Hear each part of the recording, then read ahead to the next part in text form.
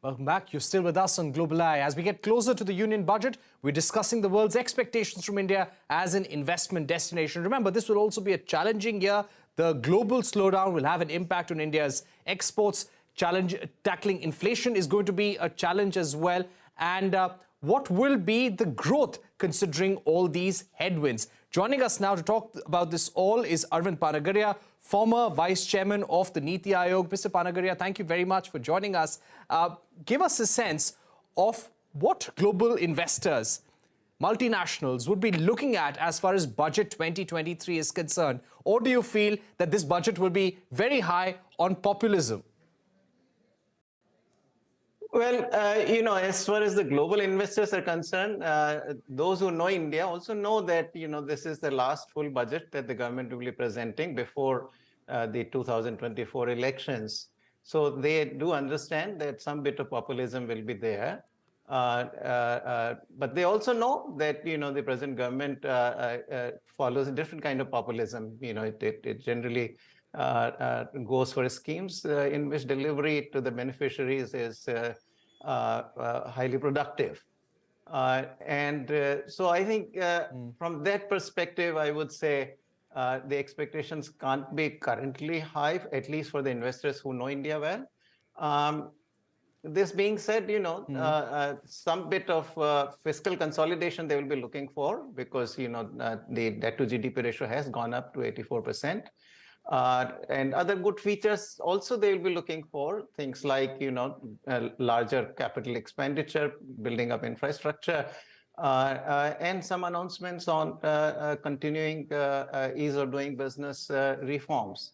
There are other areas of reforms which may not directly impact the investors, but nevertheless, to the extent that that provides a signal as to what direction the government is taking, any announcements of reforms will probably be of interest to them as well. Right. Now, we have been hearing over the last few months how the government is changing its stance on Chinese investments. They want to have Chinese JVs with Indian companies in areas which are strategically important for us, where we do not have strength in intermediary product manufacturing. We are wooing suppliers of Apple to come and make iPads in India as well. So how do you think India should approach the China Plus One strategy? We see a lot of investments going to Vietnam. How important is this budget from the point of view of seizing Chinese Plus One investments? I think that's an ongoing agenda. And this is really a great opportunity for India to capitalize on the changed environment in which virtually all multinationals are seeking at least one more destination, what you've just mentioned as China Plus One. So from that perspective, we have to continue to generally open up the economy. And particularly, I think, the progress on the free trade agreements from that perspective is extremely important. Because at the end of the day, multinationals come not just for the domestic market. I think domestic market is important for them, but ultimately they are large exporters. They are very much plugged into the global economy, and India's own interest also is in having multinationals precisely from that perspective that India becomes the manufacturing hub and becomes the key exporter of many of these manufacturing products. So I think the free trade agreements and in general trade liberalization, because you see the whole point is that not everything is produced in the same country of location. A lot of the components and increasingly so in the last 15 to 20 years, components are imported from elsewhere. And if the duties are high, then of course the costs add up. So we also need liberalizing our trade to become this kind of, hub of the supply chains, alternative supply chains that will be forming in the next 5 to 10 years.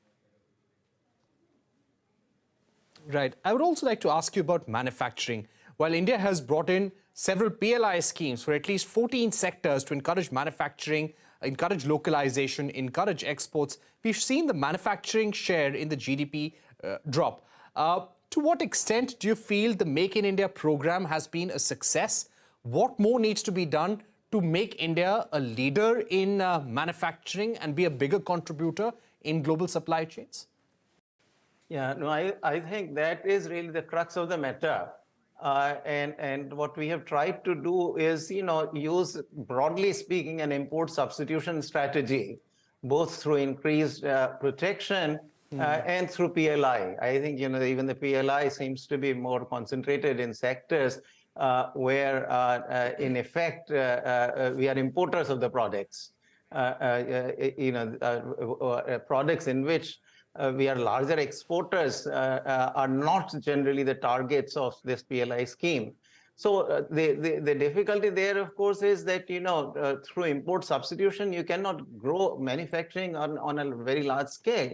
Ultimately, you have to look to the global marketplace. And that is why you have to be into the export industry. And that actually calls for completely the reverse strategy because, remember that both import substitution as well as PLI, to the extent that PLI is aimed at more of the import competing sectors, they put the remaining sectors at disadvantage. Because, when so many sectors get protected, then if you are unprotected, then you are basically being disprotected. Likewise, if incentives are given in certain sectors and, significantly large number of sectors, then if you are not getting the incentive, then you are disincentivized. So there is a negative impact on the rest of the sectors, and these are the export sectors. And ultimately, remember that any country which has successfully kind of built up manufacturing, which has successfully grown at 8 to 10%, they have done it on the back of being a part of the global economy, being major exporters, and having hosts to very large companies. If you got a set of large companies plugged into the export markets, then the medium-sized domestic companies also do well. Even the smaller ones do very well, actually. Once the ecosystem comes to be defined by the dominant export firms, then domestic entire ecosystem actually gears up to that. That is the strategy ultimately in the longer run we need. Right. Mr. Panagariya, also when it comes to asset monetization, divestment, do you feel that the budget should perhaps somehow give a roadmap? We need to see some speeding up of projects which we have planned for under asset monetization, divestment. The reason why I'm asking is because today we have reported how the government could somehow dedicate this budget to the middle class.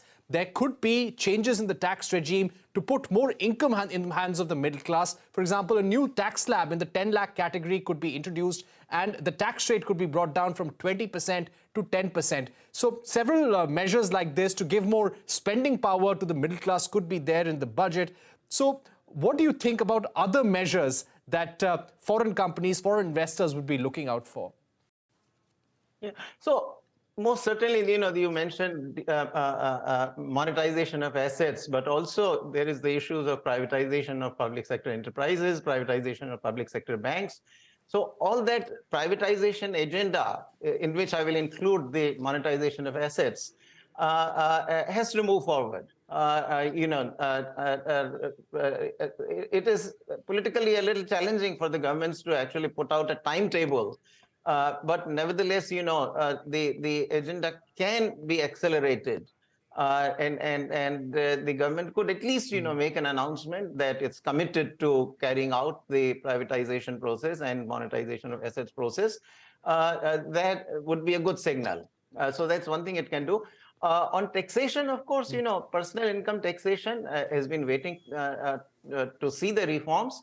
There was an alternative slab for taxes in 2020-21 budget that had been introduced, and that was the alternative schedule that taxpayers could use, provided they did not resort to any of the exemptions. But those tax rates remain relatively high, so there have not been many takers. I think this is a good time. I've been arguing about this in other forums as well, that this is a good time now to actually carry forward that reform, bring those tax rates down, and encourage people to shift to exemption-free schedule, so that eventually, in 2 to 3 years, we can eliminate the current the exemption Raj, as I call it. That whole regime ought to ultimately go away. And I think that will, for one thing, the principle wise, the good economic principle is one of what we call the horizontal equity, meaning that equal income should be taxed at equal rates.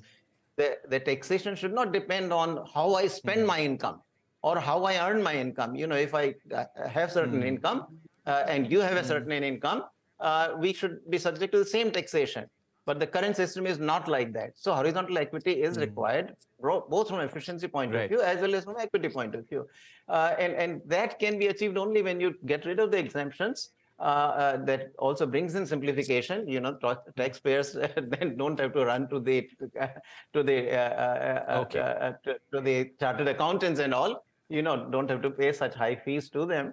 So for all that reasons, and it, as you said, it will also put more purchasing power in the hands of the taxpayers. Okay, we've run out of time, but Mr. Panagariya, thank you so much for joining us here on Global Eye, giving us a sense of what India can do to become a bigger player in global manufacturing, global value chains, and also attract a large chunk of China +1 investments. It was a pleasure having you here on Global Eye. Thanks for watching. Goodbye.